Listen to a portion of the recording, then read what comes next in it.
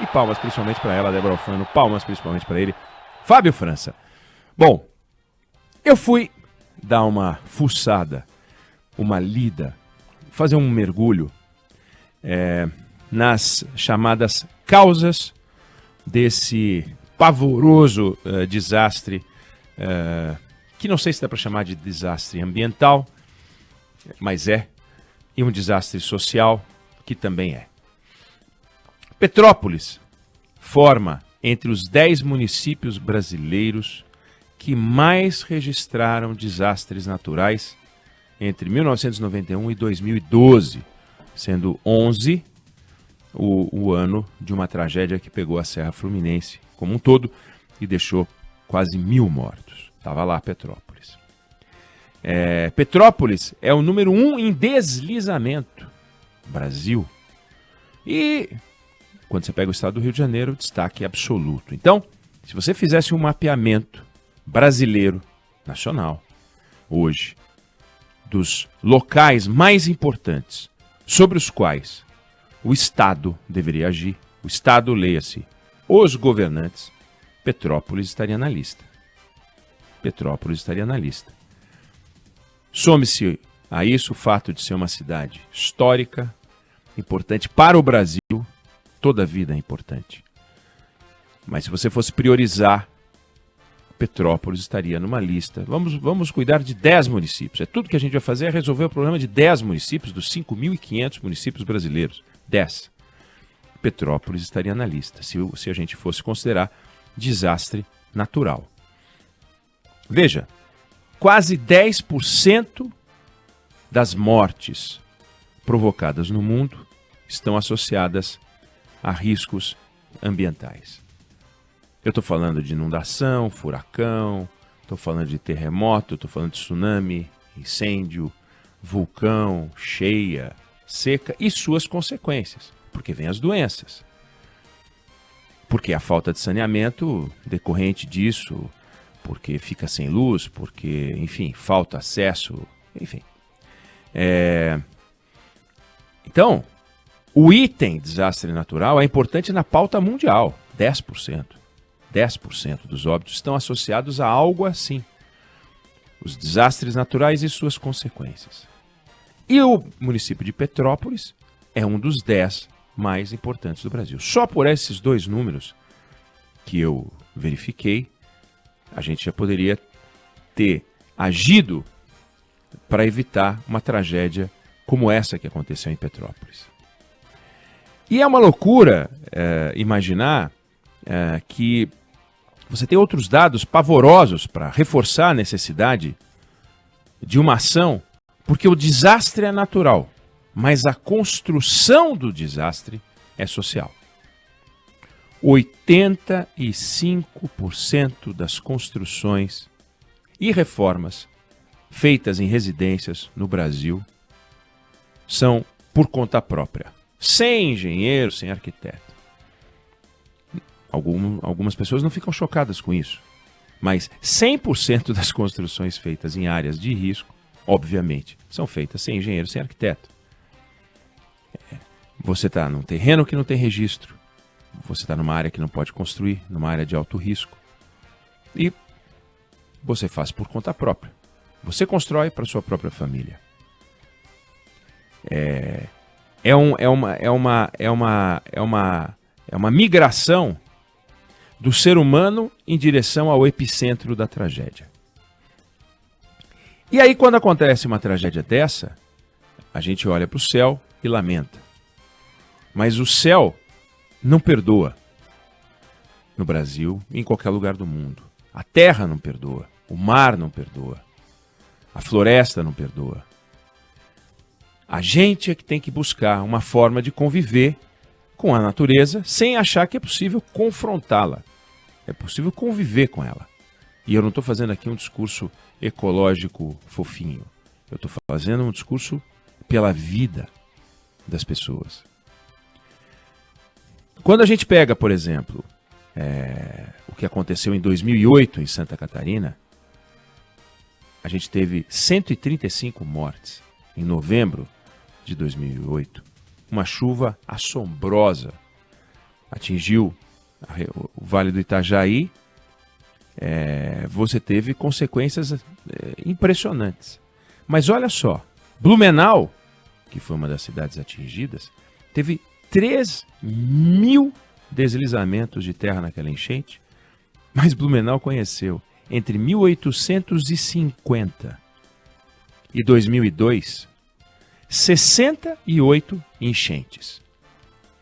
Será que não era um alerta de que algo deveria ser feito?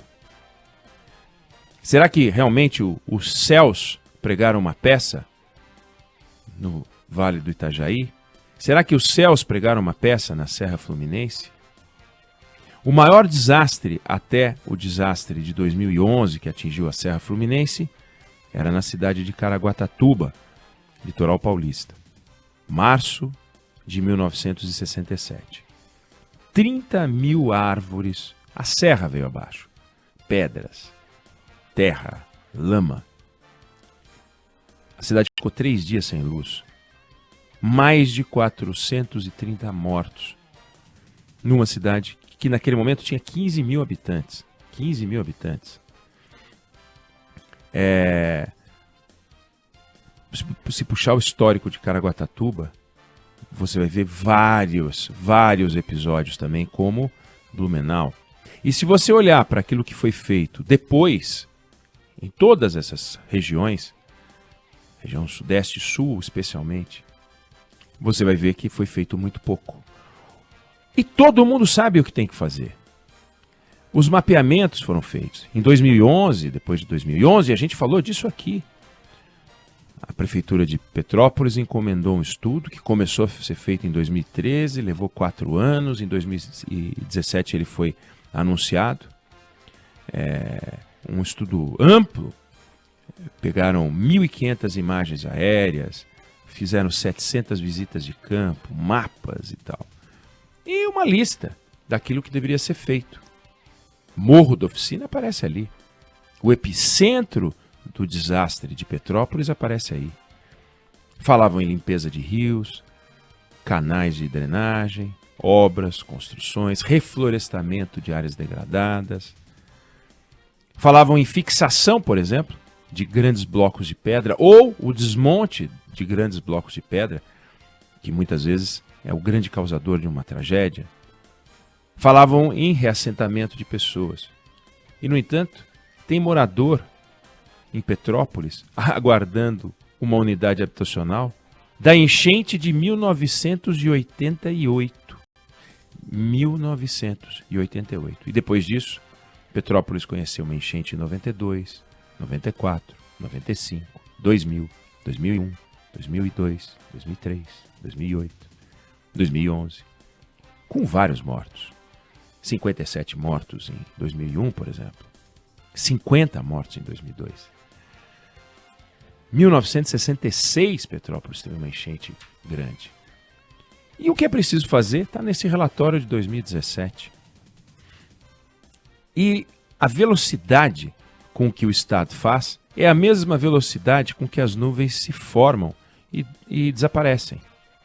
Alguém, numa das reportagens que eu li hoje, lamento ter esquecido o nome da pessoa, não anotei, ele falou que é a amnésia do céu azul. Parou de chover, amnésia do céu azul.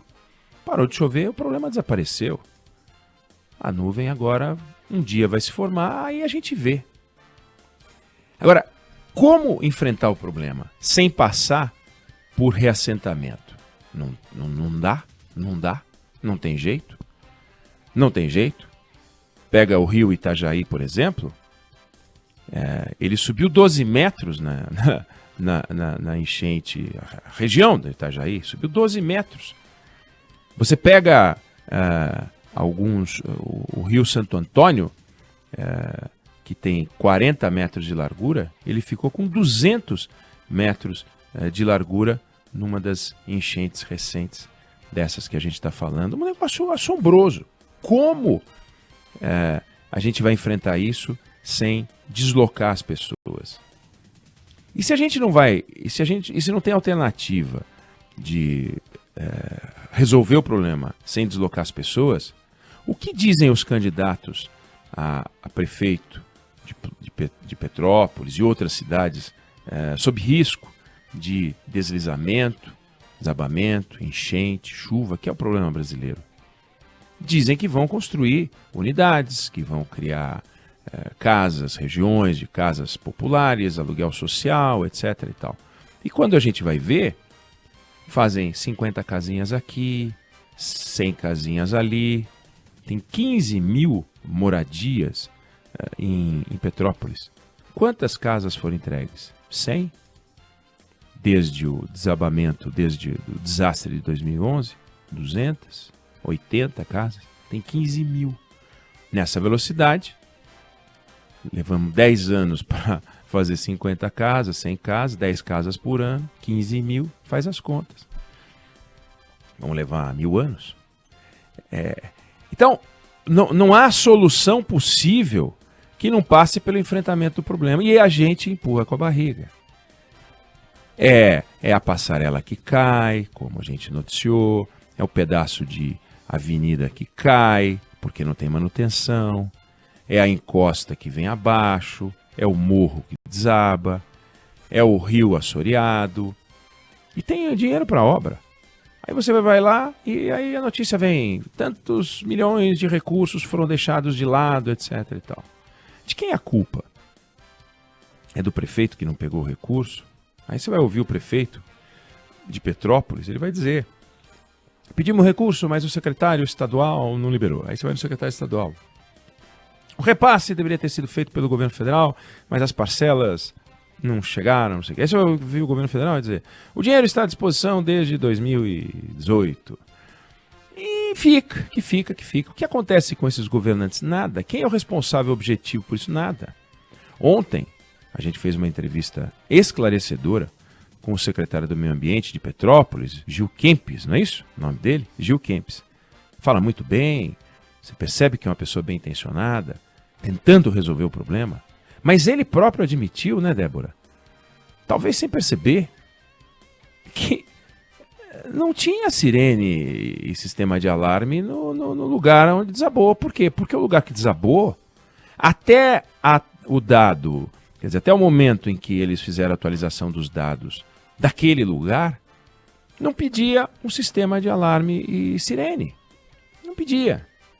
Porque o morro da oficina, que é o epicentro do problema em Petrópolis, 80 casas desabaram,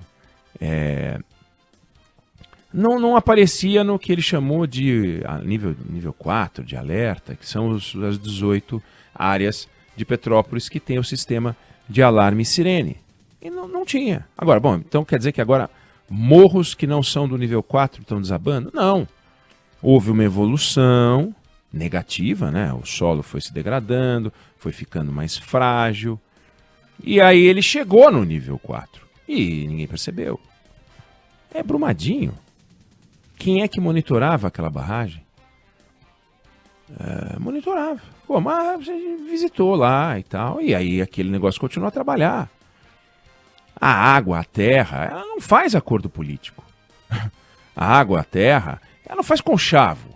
Ela não faz uma federação partidária, ela não é contra a direita, contra a esquerda. A água e a terra, elas simplesmente vivem, se deslocam, elas se mexem, respeitam a gravidade, elas respeitam as leis da física.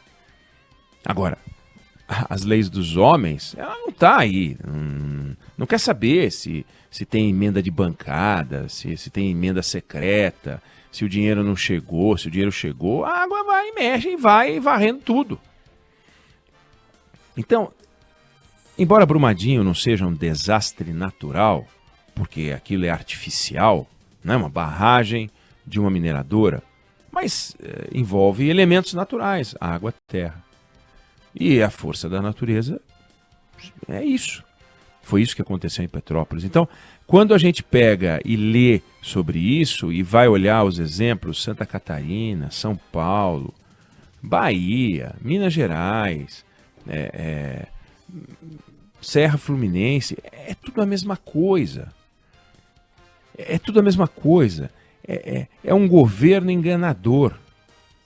E é tão enganador que ele se engana achando que está fazendo tudo certo. É o secretário do Meio Ambiente. Ele se engana achando que está fazendo tudo certo. Porque ele faz o que está dentro do limite dele. Provavelmente esse secretário é uma pessoa de bem. Fiquei bem impressionado com a entrevista dele. Mas a partir de 2017 a gente até perguntou, ele falou, posso responder a partir do momento que eu entrei. Como assim? Posso responder a partir do momento que eu entrei? Não, a partir do momento que o senhor entrou, se tornou secretário, o senhor é responsável por tudo naquela área. Não apenas desde o momento em que o senhor entrou. Tem que pegar aquele passado e trazer para o presente. Então o Morro da Oficina não recebeu uma visita. Ah, mas é porque a gente não tem fiscal. Bom, e ele denunciou a ausência de fiscal? Ele sentiu necessidade de mandar alguém para o Morro da Oficina e não tinha? E ele oficiou isso ao prefeito, tem esse documento, e o prefeito falou com o governador, e os dois fizeram greve de fome. É a história do incêndio do Museu Nacional, no Rio de Janeiro. Não tem culpado, entendeu? Aquele negócio pegou fogo, pegou fogo. Aí o chefe do museu não é culpado porque reclamou do sistema de ar-condicionado. Agora ninguém foi fazer greve de fome na frente do Ministério da Cultura. Não há prefeito, não há governador que faça isso. Estou exagerando, greve de fome. Mas botar a boca no trombone, falar, reclamar, brigar, cobrar, não tem. Aí quando acontece um negócio desse, aí eles têm as explicações. Só que eles ficam com as explicações e a sociedade fica com os caixões. A sociedade fica com o enterro, a sociedade fica com a tristeza, a sociedade fica com a saudade, fica com a dor. Essa sim, irreparável. Irreparável. A imagem daquela mãe desesperada ontem, com uma enxada na mão, cavando, sabe-se lá para chegar onde? Cada vez que ela botava a enxada no chão, ela tirava 10 centímetros de terra. 10 centímetros de terra. E colocava de novo e mais 10 centímetros. Não ia chegar nunca na filha dela que morreu. Nunca, nunca. E ela na esperança de cavar. Essa é a imagem que traduz o que a sociedade enfrenta. E os governantes dando entrevista. Você não tem governante na lista de mortos. Nunca tem um governante na lista de mortos. Olha, morreram todos os vereadores de Petrópolis. Não. Todos os vereadores de Petrópolis estão em área segura. A Câmara dos Vereadores está preservada. Então falta não é nem solidariedade. É um espírito de responsabilização real. Responsabilização real. O sujeito deixou acontecer um negócio desse, vai responder criminalmente. A não ser que faça tudo certo, mas não está fazendo nada certo. Isso vale para o secretário do Meio Ambiente, vale para o prefeito de Petrópolis, independente de serem pessoas bem intencionadas, que querem o melhor da sociedade. Eu não estou discutindo isso, mas os prefeitos, os governadores, os presidentes, eles têm que ser responsáveis por isso. Petrópolis não é um assunto nacional se é uma das 10 cidades brasileiras que mais registrou desastre natural. Não tem cabimento não ser uma questão nacional. Aí acontece Capitólio, por exemplo, aí a gente tem uma movimentação, essa movimentação dura alguns dias, mapeamento das áreas de risco, 900 áreas de risco na área do turismo, e daqui a pouco a gente está falando das 234 áreas de risco de Petrópolis, e sabe-se lá de quantas áreas de risco a gente vai falar sobre qual cidade na próxima cheia, na próxima chuva, próximo desabamento. Então, olhar para isso e lembrar dessa frase é o resumo de tudo. O desastre é natural, mas a construção é social, é política. Luz não vem, de lá vem água. Da onde pode vir uma solução? Dos palácios, dos gabinetes. Mas de onde luz não vem, de lá vem água. Da onde pode vir uma solução? Dos palácios, dos gabinetes. Mas de onde não vem nada. De onde não vem nada. Vem pedido de voto, vem gente se locupletando e gente dando explicações em todas as